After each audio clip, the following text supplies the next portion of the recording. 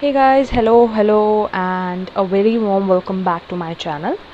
So, in this video, as you guys can already see, that this is a auditory video, and I'm not going to be having any kind of visuals here. And we would be starting off with a new series, which a brand new series. And this is an announcement video along with the first class related to what we are going to start from today. So, we are going to start certain podcast videos. These are like the podcasts where we are going to discuss about all the various topics which are there in your UPSC exam.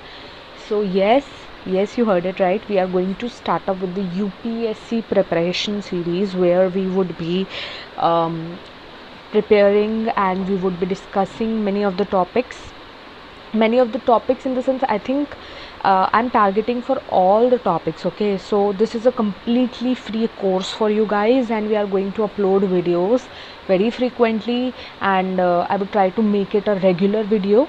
So we would be uploading the videos, and we would be starting up with different kinds of topics, and we would be covering the whole syllabus of UPSC with the prelims, mains, and whatever we have to do, we are asked to do by UPSC. Whatever topics we are asked to cover by UPSC, we are going to cover all of those topics, and starting from today. So this is what we are going to start from today. And the first okay, so one thing more I wanted to tell you guys is that all of these topics are going to be detailed one. Okay, they are not going to be like surface or your 11 12th NCERT level topics, but we are going to go a level higher, and we are going to actually study for what is actually asked in UPSC, and we are going to have a good amount of discussion on particular topics. We are going to have certain continuous discussions. Okay, and we would be having a proper plan that when we are going to do what. Okay, and these are going to be the ample information videos for you guys, which are going to help you write the answers in your answer writing mains part, and even it is going to help you in your prelims. And if you are aiming for SSC and also, in that case also this one would be helpful, because we are just going to study that also. That is something basic, and we are going to go a level higher also. So we are going to be covering the whole syllabus. Okay, I'm intended to actually cover the whole syllabus. Let's see that how well it goes. And yeah, so that's it. Now let's begin. So this is going to be a completely podcastical videos, and all of the videos.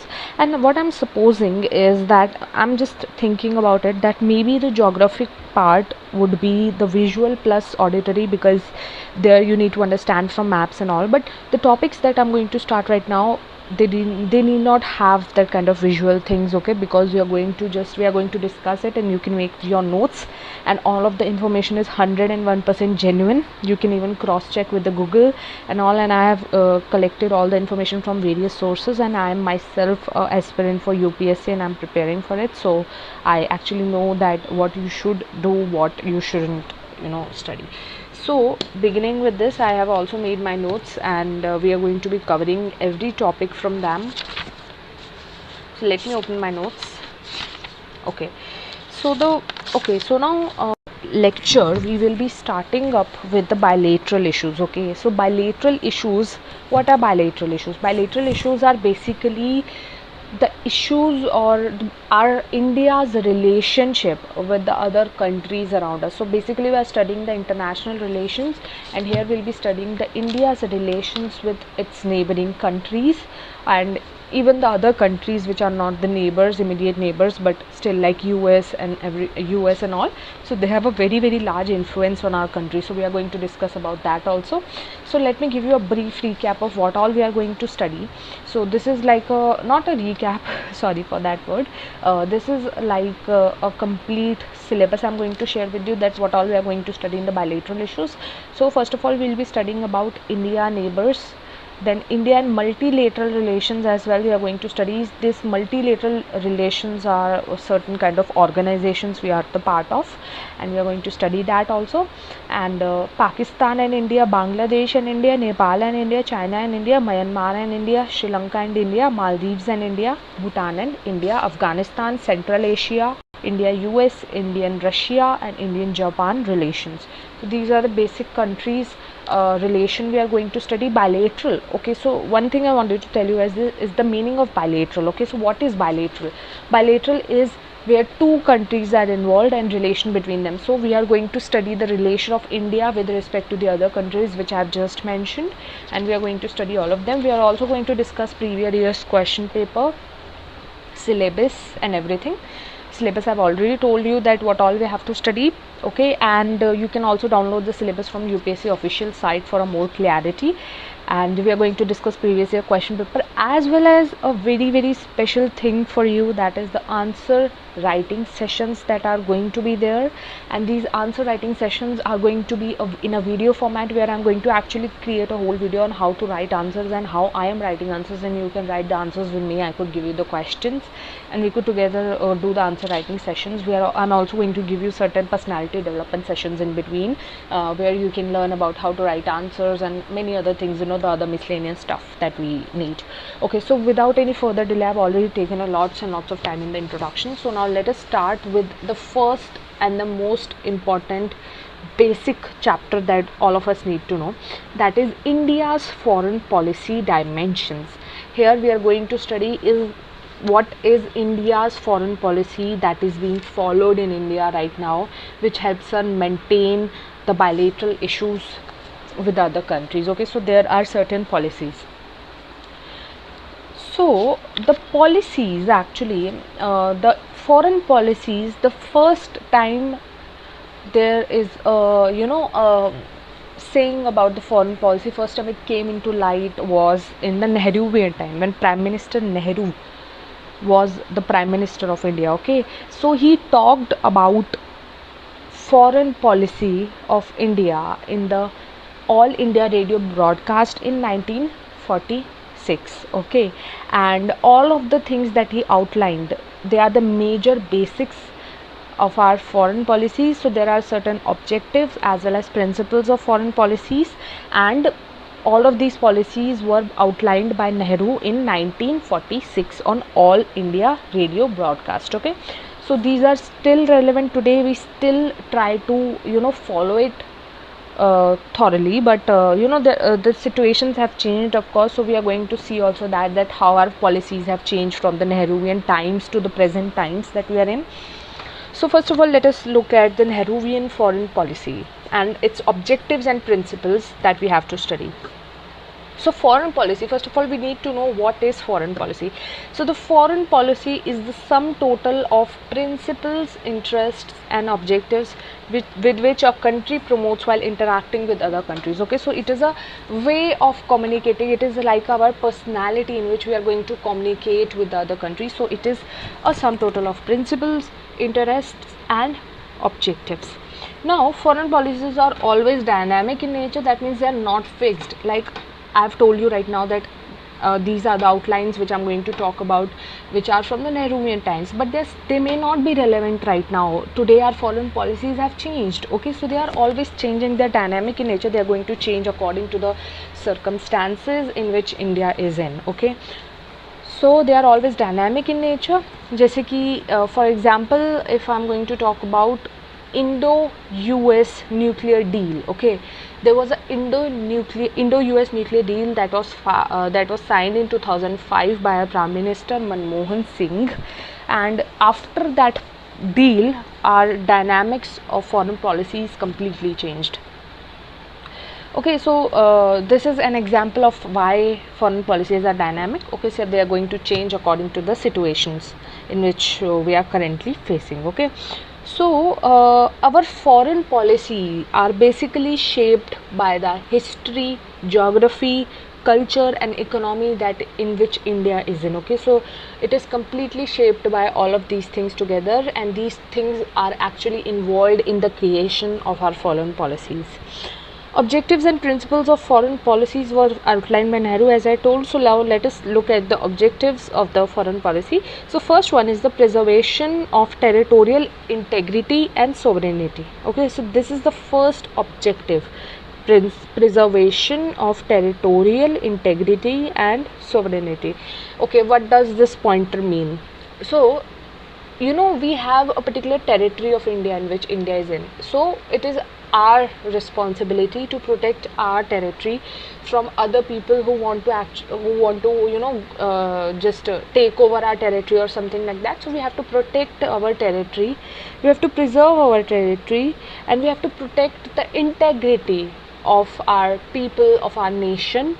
And also we have to maintain the sovereignty. Sovereignty means our own ability to make our own decisions, and the decision should not be influenced by anybody else. Okay, so our ability to make our own decisions, our freedom to make our own decisions, that is what is sovereignty means. So this is what is the first objective: preservation of territorial integrity and sovereignty. Now the second objective is promotion of international peace. Okay, so we have to promote international peace, we have to refrain from wars. Okay, and at any cost we should first of all prioritize the international peace, and we should actually try the best possible ways to maintain that international peace. The third pointer being economic development of our country. So Nehru highlighted the economic development as one of our objectives of foreign policies. But you can understand at that period of time when Prime Minister Nehru was in power. So if you guys already know some basics, if you know about the war between the Cold War between US and USSR, if you don't know, so I would highly recommend you guys to watch, not to watch, but to actually read the NCERT of class 12th, Democratic Politics, World Politics one, and you have to read it. The new version is completely great and you should read it, because उसमें पूरा का पूरा basics है आप लोगों का इससे related, so you should also read it. So there was a Cold War between US and USSR, and it was like the two biggest power blocks that came in front of each other, and they are like in opposition to each other, and there were war like situations. But why do we call it as a Cold War? Because it never converted into hot war. Okay, it remained as a Cold War, and there was a high point where they were just ready to use their nuclear weapons and all, and they're preparing and they're proliferating their nuclear weapons. But that thing never came, and they together they resolved that issues. They signed certain treaties and agreements, and the war was stopped there, and it was a Cold War. Okay, so the India or other nations, we just came out of the Cold War. Okay, and that was an era where economic development was not that much of priority, and what was our priority was maintaining the peace and to refrain and to just take care that no nuclear war happens. Okay, because a nuclear war between two powerful nations is going to result in, of course, a devastation of the whole world. Okay, so that was not our priority, but still he highlighted the importance of economic development in the development of a nation. He told that to be one of our objectives of our foreign policies. So now coming to the fourth objective, that is protection of interests of people of Indian origin. So PIO, that is people of Indian origin. So these are the people who, okay, so let me give you a backstory here.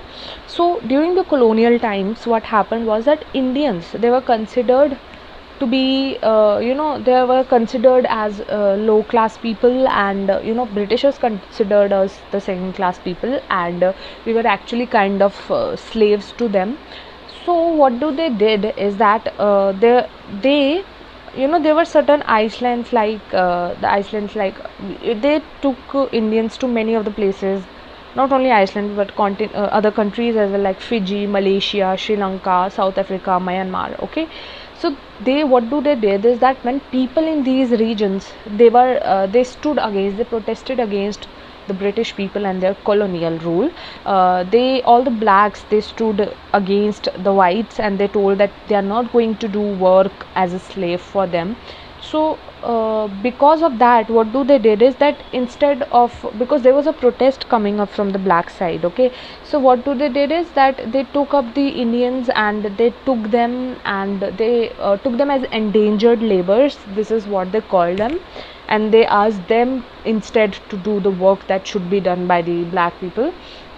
as they were protesting, they were not doing the work, so that work was done by Indians, and there were many Indians who were taken to many different places outside India. And what happened now is that those people started living there only. Okay, so till now also there are many people whose grandparents or their ancestral parents, they were in India, they were citizens of India, but they left it due to either Britishers took them as endangered laborers, or there are the other people who just go out for like wealthy people who go out. Okay, they are actually NRI, that is a different thing that but here PIO is something which I talked about right now, about the colonial times and all. So they were originally Indians, but they are taken to the other parts of the world. Okay, and Nehru said that it is our responsibility to protect the interests of the people of Indian origin. Okay, so I will tell you one thing, that in today's scenario, it is still there that Indians are discriminated in many of the parts where, I told you, certain countries like Fiji, Malaysia, Sri Lanka, South Africa, Myanmar. In Myanmar, the Rohingya Muslims. Okay, so all of them, they were PIOs, and they were in Myanmar. The situation is like worse of the worst, and they are prosecuted. Selectively Rohingyas are prosecuted, and the situations are very very bad there. And the situations are also bad in other countries where, like in Sri Lanka, the Indian Tamils are treated, they are discriminated. So it is our duty to protect all those people of Indian origin and their interests, even if even if they are not living in India, they are living in other countries. We should still protect their interests, and it is our duty. This is what was highlighted by Nehru. Then the fifth objective that we should know is that the freedom of dependent people and elimination of racial discrimination. Okay, so India just came out of colonial times. We have faced lots and lots of discrimination by the white people, and they discriminated, and there is a lots and lots of racial discrimination that was already happening in the areas of South America, and it was like apartheid was actually the practice that has been happening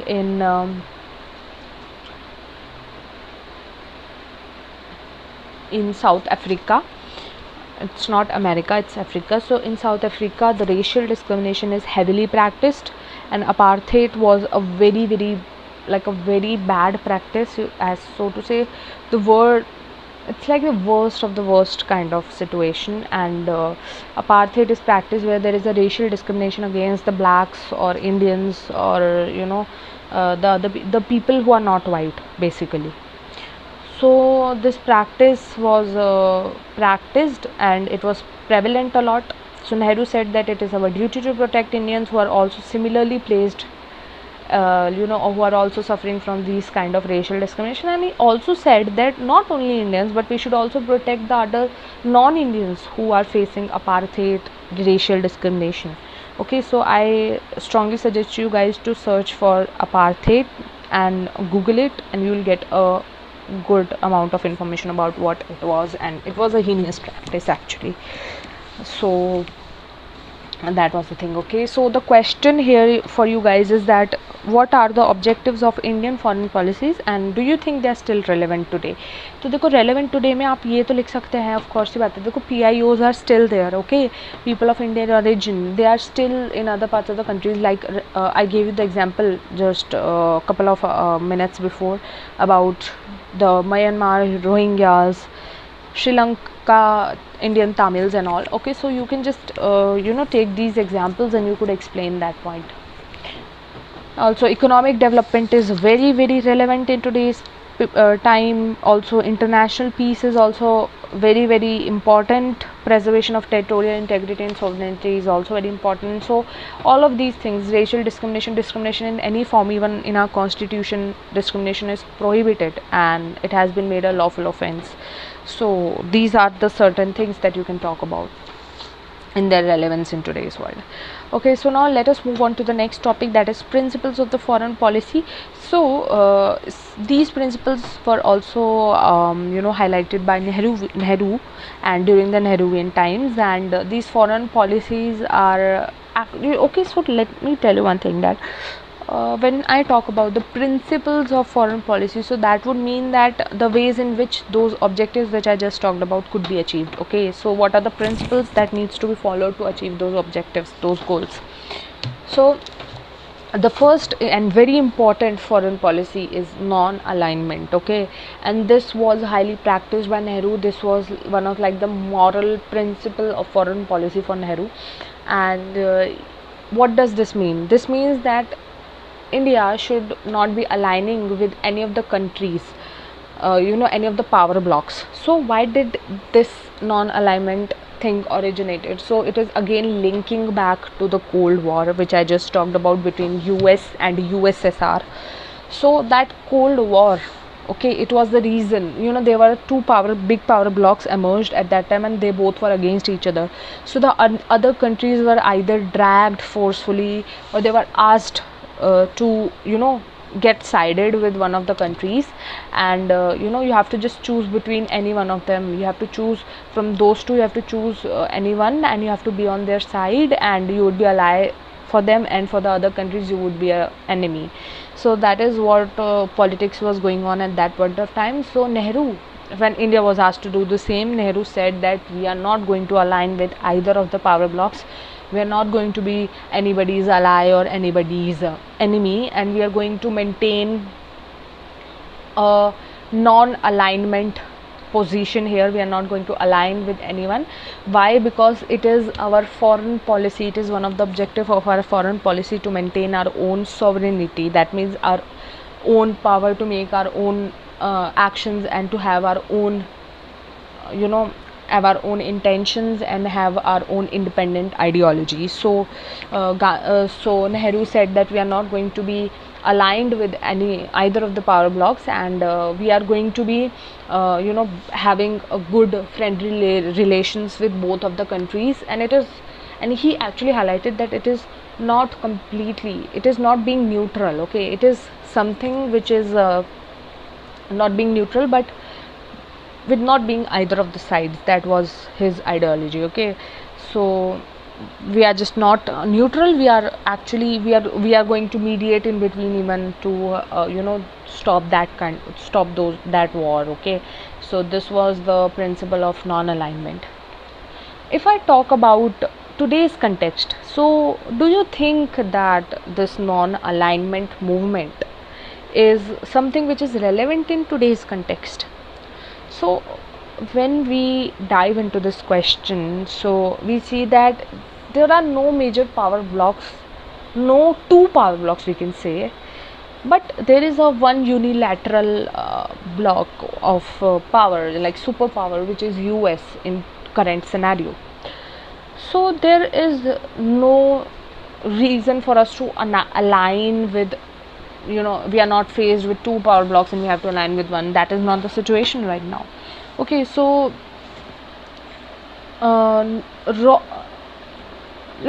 but still, if we are aligning with one of the country, like in today's scenario after 2014, after BJP government, we are having we are trying to align with US in today's context. So we can say that yes, if we are aligning with US, so somewhere the other nations, we are going to get away from those nations. So somewhere this alignment is still relevant today. Okay, and we can even practice non-alignment here also, and we can take our own independent stances, okay, for our national interests. So we can do non-alignment today also. Okay, I'll give you another example. A very recent war between Israel Palestine. Okay, so we practiced non-alignment there. If you have listened to our foreign minister's stance or India's stance in general, so we didn't align with a particular a particular power block. We are not with either Israel or Palestine. but we maintained a non-aligned position there, okay, and we said that we should uh, become a mediator, and we should have discussions about getting out of this war, okay. So this was non-alignment. Now let us come to the second one, that is anti-colonialism and anti-imperialism. This is the second principle which was outlined by Nehru. So anti-colonialism, what is colonialism? We already know that it is colonialism is basically an action of suppressing and to exercise their hard powers on certain weak nations, and take over their powers, and this is take over them. Basically this is what is colonialism. And imperialism is also a kind of a practice, okay. So this is also a kind of a practice where the idea or ideology of the state policy or a practice of extending power and dominion either directly by territorial acquisition or indirectly by gaining political and economical control. So indirectly or directly, if you are imposing your own ideology, your own ways onto other not that powerful people or nation, so that is what is imperialism. So we have just came out of British colonialism and imperialism, and we are completely against it, okay. And they said that we should practice anti-colonialism and anti-imperialism, okay. And we have been a victims ourselves, so we didn't support it, okay. So one event I would like to talk about here, Subhash Chandra Bose, okay. He wanted the help from Japan to help us defeat the Britishers, but it was not supported by our leaders like Nehru. Why? Because it was against our policy of anti-colonialism and anti-imperialism. Why we do not support it? Because Japan itself has exercised very very bad practice. They did very very bad practices in order to take over certain countries and all, okay. They have been very violent, so we didn't supported it, okay. And we didn't want to take help of Japan, because ultimately that could have led Japan to rule over us. So this is what we didn't wanted, and also it was against our foreign policy. So that's why Subhash Chandra Bose was not supported. Okay, now the third principle that we should talk about is opposition to racism. So I already talked about apartheid a bit, okay. So it was a very heinous racial classification, and as you all know that racial classification is not at all scientific, okay. So we didn't believed in it, okay. We believed in non-practice of this apartheid, and we totally condemn the use of it. In our constitution also, as I already told, we have a particular law related to it, and we prohibit it at all costs. So also what we did is that we snapped all the diplomatic relations with the South Africa in 1948, because they were practicing apartheid. So this one was related to opposition to racism, which we highly condemn. Now let us come to the fourth one, that is faith in peaceful coexistence and cooperation. So again, the international peace is of paramount importance, okay. Everyone should be focused, every country is focused, because if there is a lack of international peace, and if that could lead to war, so it is just going to lead to devastation, and it is not going to lead into any kind of fruitful thing, okay. Achha, so there should be a, now here two words that I just told you, coexistence and cooperation. So we should have a peaceful coexistence and cooperation, and this is basically very much relevant in relation to our neighboring countries, because we have to be with them. This is where India is there, this is where our neighbors are, although they are the troublesome neighbors, but still we have to bear with them, we have to try to coexist, and they should also do the same, okay. Only then there would be a faith and a peaceful living in both of the countries. So the moment Pakistan was created, okay, when the Pakistan was created, our foreign policy to coexist with them was very relevant at that point of time. Okay, so we wanted to have this particular policy so that India and Pakistan both could live peacefully. So in 1960s, uh, we signed a treaty, that is Indus Water Treaty, where the water of Indus water, okay, so Indus water originates from India, but it travels to Pakistan also, okay, and they need it. Actually, they need it for themselves. So there was an Indus Water Treaty where we agreed to give Indus water to Pakistan, and just because we believe in faithful coexistence and cooperation. Also, we signed another treaty with China, which is known as Panchsheel, which we are going to talk about Indus Water Treaty and Panchsheel Treaty in detail in upcoming podcasts. Okay, so these were certain treaties. Panchsheel was another treaty for peaceful coexistence and cooperation, which was signed with China, but although China didn't comply to it, China attacked us, and we are going to talk about it all. Okay, so the fifth point that I'm going to make here about principles of foreign policy is faith in UN is United Nations, and United Nations is a particular organization which is highly dominant in current scenario. And here there are many of the countries together, and it is a platform to discuss in order to promote peaceful discussions related to issues between different countries and to resolve it.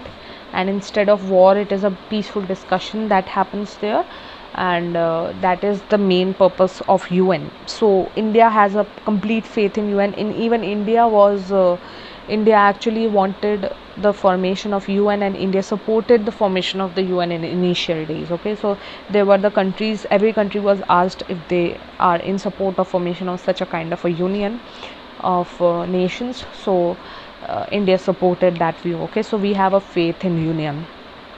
Sixth point, very important one again, nuclear disarmament. Disarmament means not using the arms basically. Okay, and nuclear disarmament means no use of nuclear weapons. Okay, so India preached that we should not use nuclear weapons, and we were ourselves ready to give up the use of nuclear weapons for any case, and we also urged other countries to do the same. So this one was our foreign policy. So there were certain countries, P5 that we call. Okay, so these countries were having nuclear weapons, which included 5 countries, which included USA, UK, Russia, France and China. Okay, so these were the 5 countries, but India, Pakistan and North Korea, we also have nuclear weapons, but we are not a part of P5 countries. Okay, and we are going to talk about nuclear disarmament, nuclear weapons and all more in the future upcoming sessions. Okay, so seventh point that I want to make is peaceful use of nuclear technology. Okay, so nuclear disarmament is something which is related to nuclear weapons, but peaceful use of nuclear technologies, using that nuclear technology not in the form of weapons or arms, but in the form of technological use.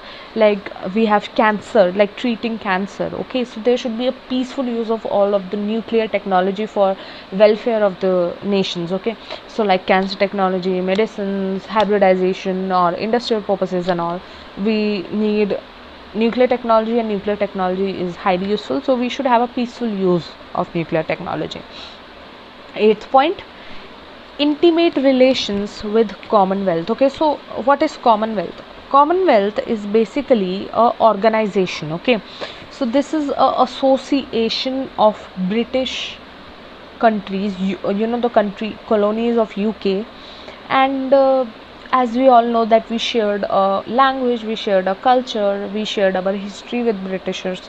So we wanted to have a close relation with that Commonwealth Union, and we wanted to have a good relation with them, intimate relation with them. So we also added that into our foreign policy. Okay, so this were these 8 points plus the previous how much objectives were there? 5, yeah. So 5 objectives and 8 principles. So I hope you guys noted it. If you guys wanted to just slow down my video, so there is an option where you can actually make notes. Just slow down the speed a bit. Okay, you can pause the video and all, and you can completely make notes. So these were the principles and objectives of India's foreign policy, and these are very important, and this is a very important question if we look at from the mains point of view as well. Okay, great. Okay, so now let us talk a bit about, as we have reached 34 minutes, so we can talk still about some more topics.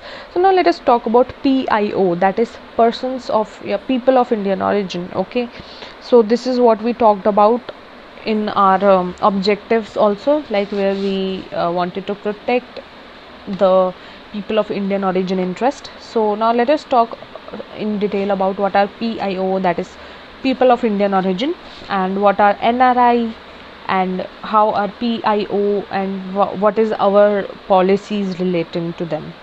So as I already told, PIO are the people, Indian people who basically migrated. Okay, and in the modern time also people migrate, of course. Okay, the wealthy people, they migrate for better opportunities to other places in India, out of India, sorry. So they are all called PIO. Now again the history part. After 1833, when the slave trade was abolished from British colony, okay, slave trade protests by black people, okay, they abolished slave trade. So in that case they wanted slaves, so they took Indians, okay, and they started taking Indians in the form of a semi slavery, or endangered labor is the term that you should use. Okay, and even in 1826 Indians were taken to Reunion Islands and Mauritius, Caribbean islands, okay, Jamaica, and all these islands and all, to work for the Britishers. Okay, Fiji, Malaysia, Sri Lanka. So all of them were taken. So these are all the people who are originally from India, but they were taken to other parts of the country. So we call them PIO, people of Indian origin. Okay, now here is another confusing term of NRI. Okay, so who are NRI? So NRI are basically the non-resident Indian, okay, who are not residing in India. So the basic eligibility for becoming NRI is that the person should have spent more than 183 days staying outside India, so they are called as NRI. Okay, so this one was all about PIO that we have talked about. Now PIO, we should talk a bit more about PIO. There are certain more points that I wanted to make related to them.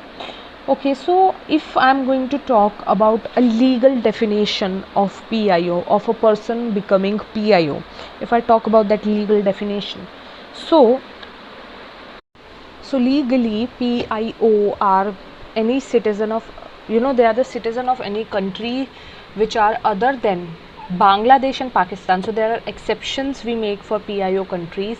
So any countries other than Bangladesh and Pakistan who anytime, citizens of any country other than Bangladesh and Pakistan who anytime held Indian passport, or his or her parents or grandparents were held eligible to be the Indian citizens during, or their spouses in any, during the commencement of constitution. So they are PIO. Okay, so this is like a legal definition to make some citizens eligible to become a PIO. Okay, so now there is another term that we should talk about, that is brain drain, BRAIN, brain drain. Okay, so brain drain is basically some well educated people, wealthy people, or high end people who higher Indians basically, who migrate to the other wealthy countries for opportunities or other causes. Okay, so this is known as brain drain. So there is a question for you, you should all write, and you should try answer writing practice for this question. Question is why, what do you understand by the PIO and NRI, and what are the issues which are faced by PIO in the colony, in the colonial rule, and how it was different from those in the developed countries. Okay, so आपका ये question है, अच्छे से इसको पढ़ना है. अच्छा, आपको क्या लगता है कि डिस्क्रिमिनेशन के कुछ कॉजेज़ जो हो सकते हैं वो क्या हो सकता है? ओके, तो डेवलप्ड कंट्रीज़ में अगर हम देखें, ठीक है, तो वहाँ पर एक सबसे बड़ा कॉज जो होता है डिस्क्रिमिनेशन का, ठीक है, वो चाहे हम अभी इंडिया में भी देखें, कास्ट सिस्टम के बेस पे जो डिस्क्रिमिनेशन होता है. So the basic thing which is lacking there is a lack of inter dining and inter community marriage. Okay, तो वहाँ पर क्या होता है, एक कम्युनिटी की दूसरी कम्युनिटी से मैरिज, ठीक है, इंडियंस जो कहीं और रह रहे हैं वो उन कम्युनिटी जो वहाँ के जो इनिशियल कम्युनिटीज़ हैं उनके साथ मैरिज वहाँ पे नहीं हो पाती है. इंटर डाइनिंग मतलब एक दूसरे से इंटर मिंगलिंग करना, डाइन करना, एक साथ खाना पीना, जैसे हमारे इंडिया में भी होता था.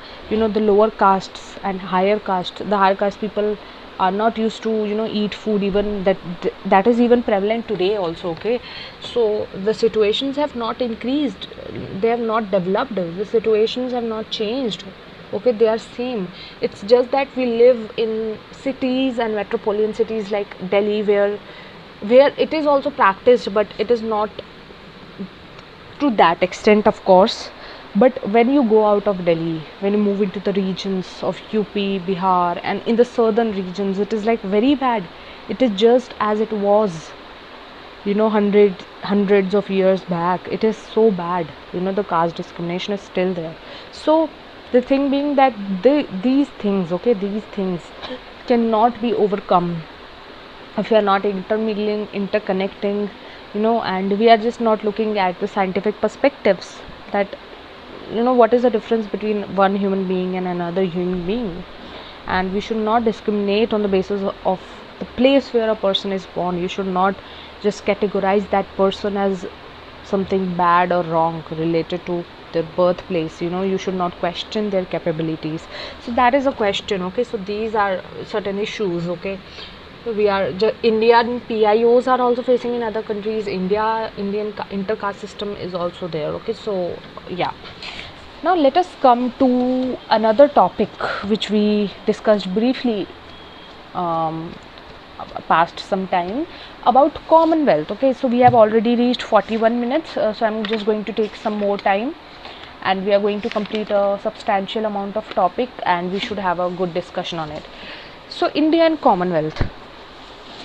India and Commonwealth, as I already told you, Commonwealth is basically a union of United Kingdom nations of Britishers, take members of Britishers, members are Britishers. So it is one of the political association with 54 members of Britishers through London Declaration. Okay, so there was a London Declaration, and through that there was a formation of Commonwealth with 54 British members. Okay, so this London Declaration took place in 1949. Okay, so the leader was Owen Elizabeth II, Owen Elizabeth II, Owen Elizabeth II. So there is a Chogam, which is Commonwealth Head of Government meeting. Okay, so we share the, you know, we have this what do we call, point, and we believe that we have shared the cultural relations, the historical events, we have shared a language. Okay, so we have many of the good relations with them. We have a shared part, you know, a shared part of the history of the past, and hence we should have intimate relationships. We know each other. Okay, and this is what India says. So there is a meeting which is held after every 3 years, and the latest one was in year 2020, and it was supposed to happen in Rwanda, but it didn't happen due to all the pandemic conditions. Okay, and previous to 2020, it earlier happened in UK. So the headquarters of Commonwealth is in Malbrough, Malbrough, Malbrough House in London.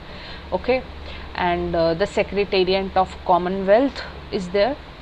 So the 25th summit was held in UK, and the main spotlight was given to India. Okay, so this one is something about your Indian Commonwealth, and we want a relation with them. We wanted to have a good kind of bond between India and Commonwealth. Okay, now let us move on to some some basic terms which I used previously, and if you guys don't know about it, so this is going to be very helpful for you for like a foundational topic that all of you should know. Okay, of course the people who have not graduated from like history and all, so actually don't know, and me myself, I have been a science graduate, so it was a bit difficult to grasp on these terms. So I'm just giving you a quick quick knowledge about what do they mean, and why do we use them, what is the context of using them. So first term that I talked about was colonialism. Okay, so it is a practice basically where the dominant power, okay, occupies a territory. They occupy a particular territory and control them for their own benefit. Okay, and they implant their settlements there. They implant all of their settlements, and they implant their own settlements in a different territory, in a distant one, and they occupy a particular a non-dominant territory. So it is basically a part of an expansionist policy. Okay, so this is what is colonialism. Example, biggest example being Britishers colonial rule in India. Second is imperialism. So imperialism is basically an idea or ideology, okay, and it is a kind of a state policy also, and where the dominion, it either directly or indirectly practices control over a particular territory, or on a suppressed nation, okay, on a less dominant nation. It can be done either directly by territorial acquisition, or it can be done indirectly in the form of economic or political control. Okay, अच्छा, इसका एक बहुत ही अच्छा example है, ठीक है. So the example being the critics nowadays, we say that it has been a bit like the critics said that the practice of imperialism is done by India onto Nepal. Okay, so their political decisions and even their economical structure was highly influenced by India. Okay, and like now in news you can listen that the Nepal is aligning more towards China, and there is more Chinese influence on Nepal nowadays. But before this, Indians, the critics said that Indians are practicing an imperialist policies on China. Okay, and sorry, not on China, on Nepal, and now we can say in today's current scenario, the China is again practicing imperialism on Nepal. Okay, and the second example could be that the American imperialism is seen in India. It is visible in India completely. Okay, so there is another term which is very important and you should all know about it, is neo-colonialism. Okay, so neo-colonialism, what is it? It is basically a practice of using capitalism and globalization.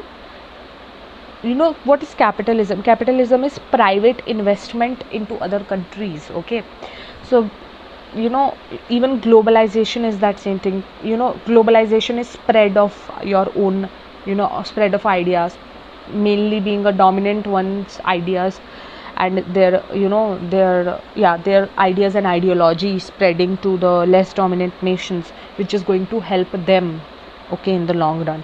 Okay, and there is another practice of another practice of conditional aid, which comes under neo-colonialism. Conditional aid means if we do something for you, you something do for us, you do something for us in return as well. So that is a conditional aid, where there is a conditionally a particular aid is given to the other country. Okay, so it is basically the influencing power of a developed countries, which is done on the developing countries. Okay, so there is another word, hegemony. This word is used in 12th class book as well, NCERT as well. So hegemony is the basically not a direct but a indirect political control. Okay, like Americans, the US is the basic hegemony in today's world. Okay, and they indirectly practice their hegemony, their political control over the developing countries. So that is an example of hegemony. Okay, so an example for neo-colonialism that I would like to give you is the practice of Western consumerism culture. Okay, for their Western culture extension. So I would give you an example which I think many of us has never even thought.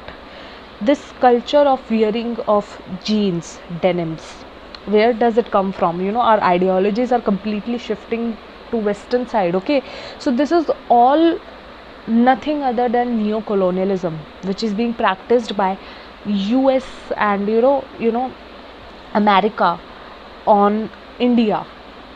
We are developing. Okay, so this in the long run, what is it is going to do is that it would increase their economy level. If we are having more of their consumerist culture, if we are liking the products of West and we are consuming it a lot, for example being denims, so it is going to increase their economy.